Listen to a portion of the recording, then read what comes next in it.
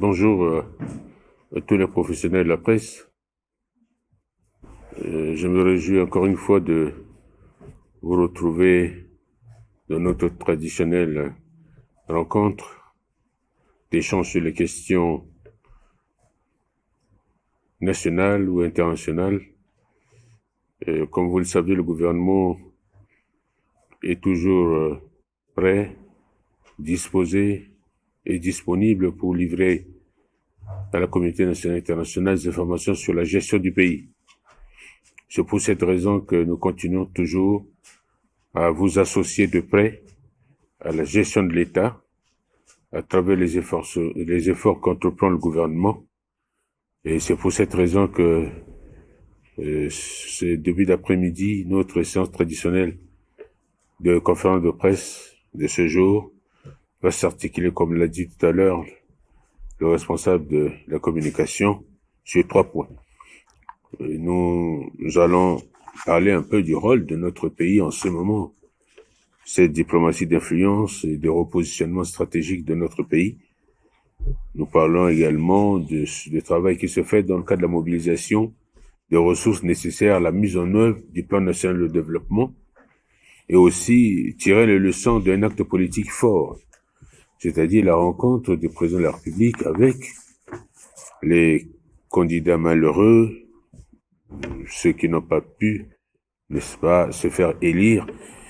Et c'est un geste important dans le cadre démocratique. Vous savez, Son Excellence, Monsieur le Président de la République, chef de l'État, a participé, vous le savez, au sommet mondial des gouvernements à Dubaï. Il s'agit en fait d'un rendez-vous international majeur qui réunit chaque année les décideurs mondiaux autour des enjeux de gouvernance, d'économie et d'innovation. Donc la présence de notre président à ce sommet aux côtés de ses pairs et de plus de 600 participants, il faut le noter, des chefs d'État, des investisseurs, des experts internationaux, illustre en réalité la volonté de notre pays de se repositionner, comme je l'ai dit tout à l'heure, comme un acteur crédible et fréquentable sur la scène internationale. Le président de la République a redoré le blason de notre pays. Aujourd'hui, nous sommes fiers du travail qui se fait et qui continue de se faire afin de faire de notre pays un véritable hub pour l'Afrique. C'est important de le dire, il faut le noter, au cours de ces 3 jours d'échange, le président de la République a porté la vision de notre pays. Et comme vous le savez, la RCA est tournée globalement sur un renouveau. Ce renouveau se traduit par une vision stratégique où l'accent est mis maintenant sur le développement des infrastructures, de l'énergie, du capital humain, également du secteur financier, c'est le secteur bancaire, et l'accent mis aussi sur l'innovation. Et nous ne manquons pas le cap de l'intelligence artificielle, ainsi que la modernisation de notre gouvernance. Vous le constatez déjà au niveau de la gestion de nos finances publiques et les efforts qui sont faits dans le cadre des programmes que nous avons avec le Fonds monétaire international, ce qui dénote du sérieux de la gestion de l'État et des efforts qui sont faits pour porter haut, n'est-ce pas, notre pays. La présence du président de la République, chef de l'État, à cet événement est un signal fort. Il faut noter que notre pays n'est plus depuis quelques années en marge des grandes réflexions mondiales, mais assume désormais une place importante dans la construction des solutions globales, n'est-ce pas, tout en défendant ses priorités. L'accent mis sur d'abord la satisfaction des besoins de notre pays en matière de développement, c'est le pays d'abord, et c'est pourquoi, dans la diversification des relations, le président de la République a privilégié justement la stratégie du partenariat gagnant-gagnant, le respect mutuel. Et c'est dans ce sens que notre pays a retrouvé sa lettre de noblesse, et de plus en plus la voix de la République centrafricaine porte. Aujourd'hui, avec ce renouveau, à travers le choix du peuple, qu'il a demandé de continuer cette mission dans le cadre de cette 7e République, nous sommes heureux de voir que aujourd'hui le Centrafricain peut espérer à une perspective d'embellie socio-économique et grâce aux efforts du président de la République. Et ces rencontres permettent aussi de connaître de plus en plus, n'est-ce pas, la matérialisation de cette vision de président de la République qu'il a commencé à bâtir pierre par pierre.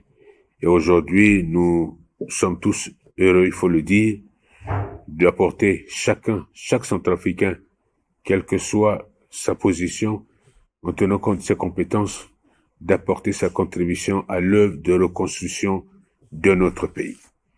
Je voudrais aussi vous rappeler que, après la table ronde de Bruxelles, nous avons mobilisé plus de 9 milliards de dollars, que un travail se fait. C'est pour cette raison que le chef de l'État, en marge même de ce sommet, a mené une diplomatie vraiment active sur le plan économique, aussi en accordant des séries d'audiences à des partenaires stratégiques de notre pays et aussi à des investisseurs internationaux. Ces rencontres s'inscrivent justement dans le cadre de la mise en œuvre de notre PND et aussi avec un objectif qui est de mobiliser davantage de ressources au service de nos populations, dont le président de la République a notamment échangé avec Global South Utilities, partenaire de projets de centrales solaires. Vous vous rappelez, à Sakai 2, la première pierre a été posée, qui permettra de doubler la capacité maximale afin d'éclairer vraiment 300 000 foyers à Bangui. Il s'agit encore d'une avancée notable dans le cadre de cette priorité qui est de donner l'électricité à tout le monde. Et l'entreprise a réaffirmé justement son engagement et exprimé son intérêt pour d'autres secteurs tels que l'hydraulique et les infrastructures. Nous avons aussi la Banque asiatique d'investissement pour les infrastructures qui a aussi manifesté son intérêt pour des projets d'envergure dans notre pays et principalement dans le domaine des transports, n'est-ce pas, et aussi de l'énergie et de la logistique. Vous avez l'autorité arabe d'investissement et de développement qui envisage déjà des investissements majeurs dans l'agrobusiness, et notamment la filière coton, café et élevage. Donc à travers ces échanges que le chef de l'État a eu avec ses différents partenaires, il a réaffirmé la stabilité politique institutionnelle de notre pays, qui est une condition clé pour attirer les investissements durables. Et aujourd'hui, la République centrafricaine est fréquentable. Aujourd'hui, nous constatons l'engouement des investisseurs, ce qui dénote de ces perspectives d'embellie et de la volonté du gouvernement, de la volonté du président de la République de continuer à travailler pour satisfaire aux besoins de ses concitoyens. Cette phase clé de mobilisation des ressources, ces plaidoyers continueront toujours afin que nous puissions satisfaire le plus grand nombre, c'est-à-dire faire de notre pays un exemple.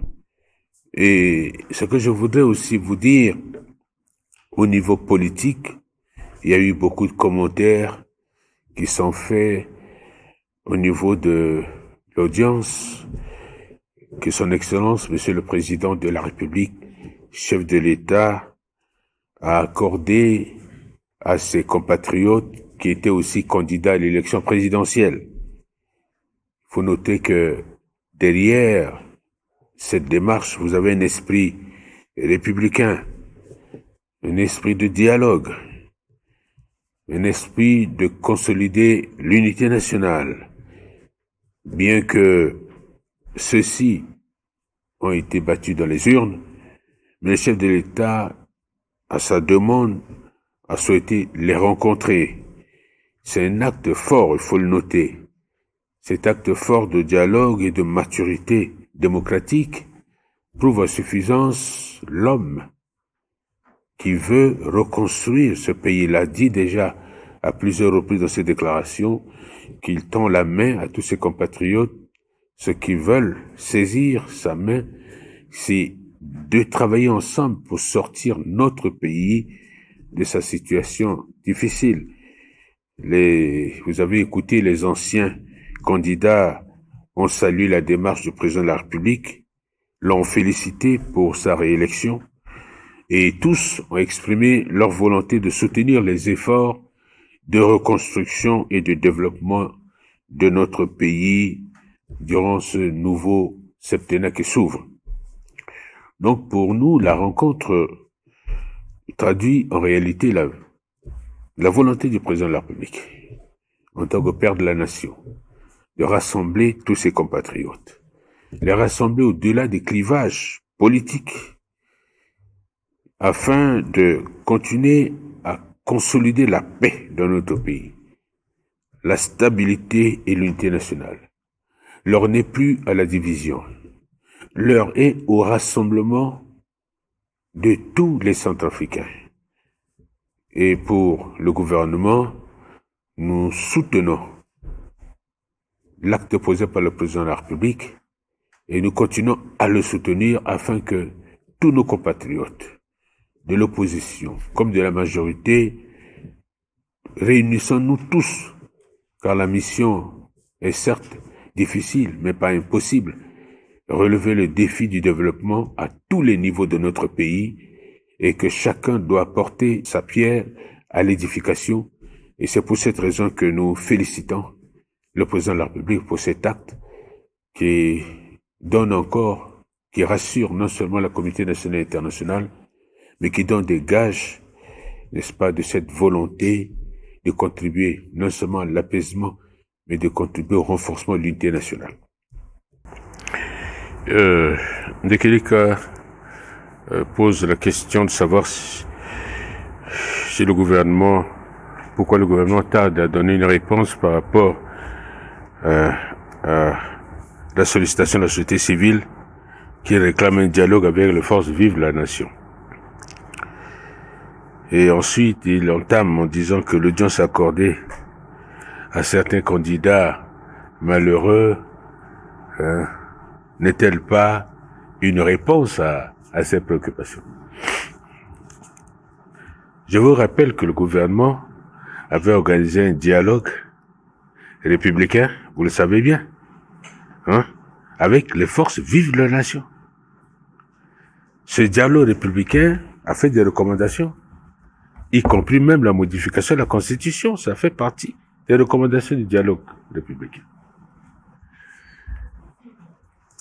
Aujourd'hui, il y a dans notre pays, il faudrait que nous apprenions, c'est important, que nous apprenions à construire la paix. Pour construire la paix, il faut que nous ayons cette volonté de renoncer à nous-mêmes, c'est-à-dire de renoncer à nos intérêts, à nous, pour regarder le peuple. Le dialogue est manifeste. Nous sommes un pays, un rare pays qui a subi tellement les actes de la violence, où aujourd'hui, les bourreaux et les victimes même se côtoient. Vous le savez. C'est un pays de paix. Aujourd'hui, nous avons organisé des élections libres, démocratiques, inclusives. Le peuple, la communauté internationale a salué ces élections, qui ont été organisées dans la paix, parce qu'on doutait même de l'organisation des élections, en mettant en évidence la question sécuritaire, vous le savez. Tout s'est bien passé. Il y a des vainqueurs, il y a des vaincus. Mais le président, est-ce que vous avez écouté le discours du président après la confirmation par le Conseil constitutionnel de son élection? C'est un discours non seulement historique, mais d'une portée tellement forte qu'aujourd'hui, ceux qui ont la volonté de sauver ce pays, c'est-à-dire nous, Centrafricains, on doit se parler, ce qui est normal. On doit se dire que le peuple a trop souffert ensemble, puisqu'il y a un président qui est élu. Et voilà la démarche des autres, ils ont perdu. Ils ont répondu à l'appel du président. C'est parce qu'ils mettent l'intérêt supérieur de la nation avant leurs intérêts. Mais il faut que tout le monde le fasse. Il n'y a pas 3 chaises, il n'y a pas 3 fauteuils, il n'y a qu'un seul fauteuil. Qu'on semble comme celui qui est élu l'a demandé. Qu'est-ce qu'on veut de plus? Encore un grand forat où on veut aller vite répondre aux sollicitateurs de nos citoyens qui souffrent. On veut encore gazer un grand forat. On en a fait combien dans ce pays? Voilà, il faut que vous réfléchissiez. Ces préoccupations dont vous parlez, nous sommes dans un dialogue qui a été demandé même par l'opposition. On est allé, quand on s'était rencontrés, puisque je fais partie de la délégation gouvernementale, il n'y avait rien, ils sont venus les mains vides. On leur demandait, mais dites-nous, quelle est la proposition que vous nous faites? Devant eux-mêmes, il y avait des contradictions entre eux. Alors on a rejeté, après on reçoit un autre papier. Vous voyez, si on a la volonté de le faire à l'époque. Mais aujourd'hui, on a fait table rase. On est toujours disposé à dialoguer. Il n'y a pas de problème. On doit se parler. On est condamné à vivre ensemble. C'est notre pays en partage. Le chef d'État n'a cessé de le dire. Il ne faut pas donner l'impression que soit le gouvernement, soit le président de la République a fermé la porte au dialogue. Non. Nous sommes tous des Centrafricains. Ce pays nous appartient à nous tous. Chacun doit construire pour consolider la paix dans notre pays. Et je pense que c'est un message qu'il faut que ceux qui n'ont pas compris encore le sens du dialogue, qui pensent encore qu'on va ouvrir un grand forat, et après pour redistribuer le gâteau, c'est terminé ça, c'est fini. On n'est plus au temps de redistribution des gâteaux, on est au temps de reconstruction du pays. Voilà la réponse que j'aimerais donner un peu à Ndekeluka. Il y a, c'est vrai, les vidéos qui circulent aussi concernent les otages. Vous avez vu que nos compatriotes de la milice Azandani Pigbe, parce qu'ils sont devenus maintenant, c'est une rébellion maintenant contre l'État. Faut le dire. Parce que maintenant, ils ont une connotation politique. C'est clairement affirmé. Donc, ils sont devenus des hors-la-loi. Et vous connaissez bien le sort des hors-la-loi. Donc, nous, on est un pays de paix. C'est un mauvais chemin que nos compatriotes sont en train de prendre. Pour ceux derrière qui téléguident, ils ne rendent pas service à ce pays. Et tôt ou tard, ils seront rattrapés par l'histoire ou par la justice dans ce pays. Parce que nous nous connaissons tous dans ce pays. Nous ne sommes pas nombreux. On ne peut pas continuer à prendre en otage ce pays, à prendre la population en otage dans ce pays. Il y a un moment où il faut arrêter. Pour des ambitions personnelles, on va exposer des mamans, des papas, des enfants qui souffrent. Ce n'est pas bien. Nous sommes pour le dialogue. Il y a un travail qui se fait discrètement. Pas besoin de crier sur le toit. Qui continue à persuader nos frères qui se trompent de chemin de revenir à la raison. S'ils persistent, advienne que pourra. Nous sommes un pays où devrions par tous les moyens faire respecter l'État. L'autorité de l'État doit souffrir d'aucune perturbation. Non.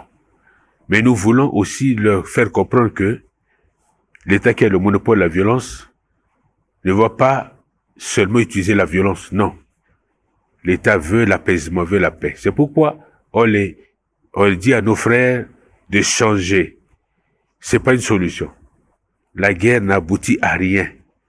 Et ce qu'ils sont en train de faire, j'ai dit, je l'ai répété ici, on connaît derrière. Mais demain, la vérité va triompher.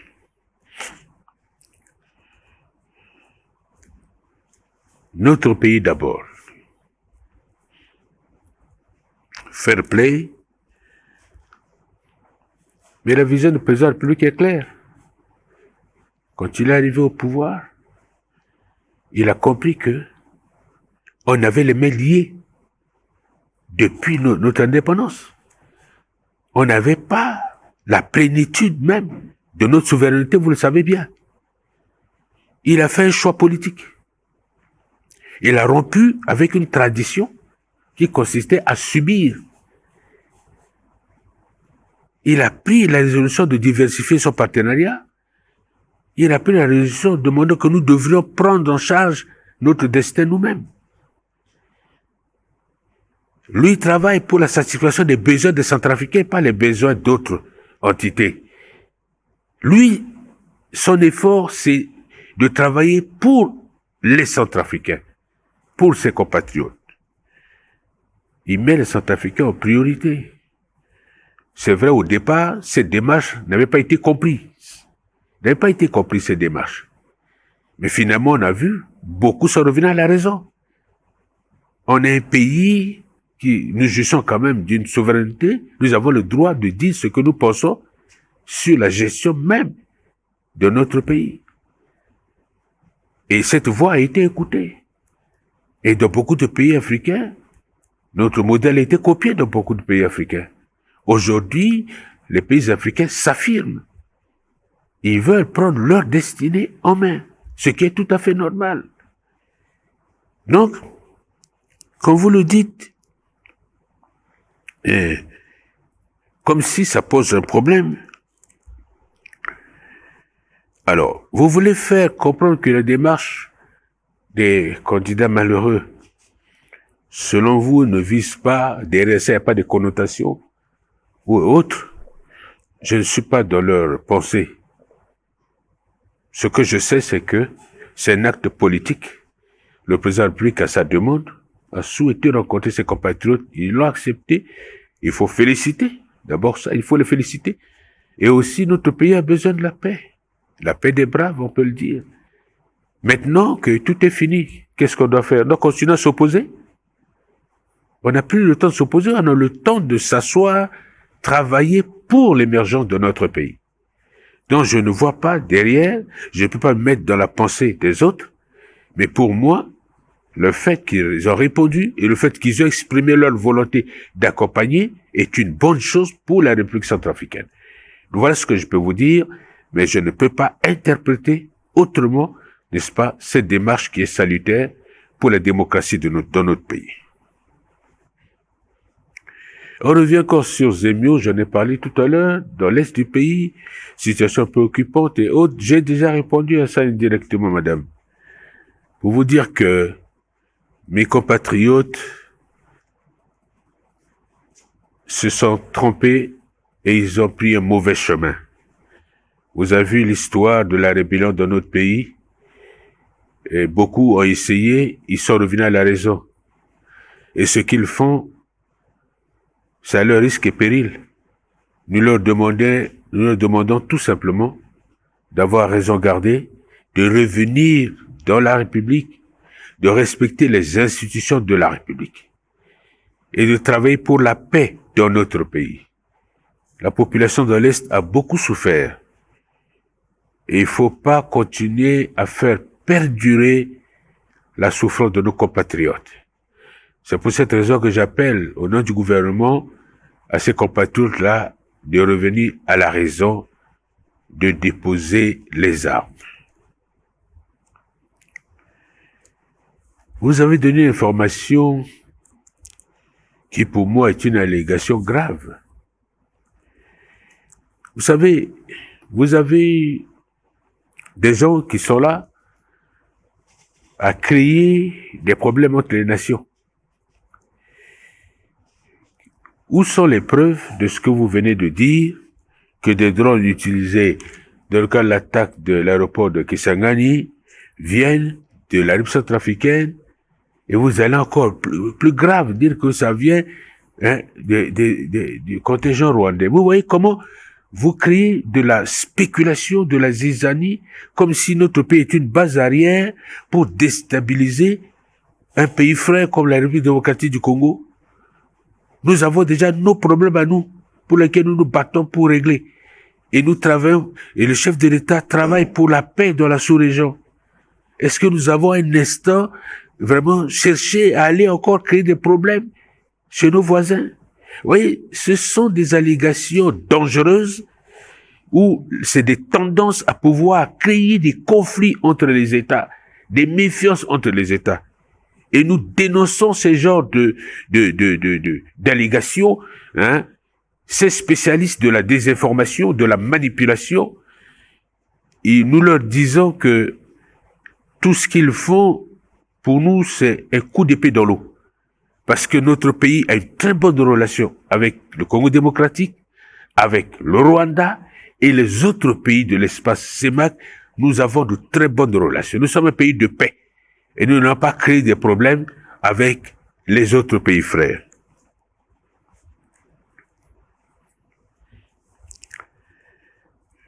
Toujours dans le Ombomu, la question de Lengo Songo, les milices réclament la libération sans condition de leurs éléments.